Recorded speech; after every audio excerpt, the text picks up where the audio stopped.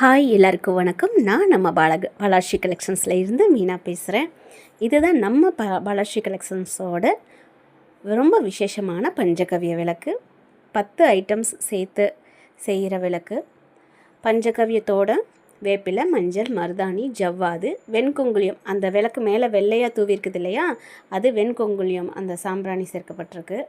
So ரொம்ப சிறப்பு வாய்ந்த இந்த பஞ்சகவ்ய விளக்கு இன்னும் வருகிற நாட்களில் அதிகமான ஆர்டர் வரும்.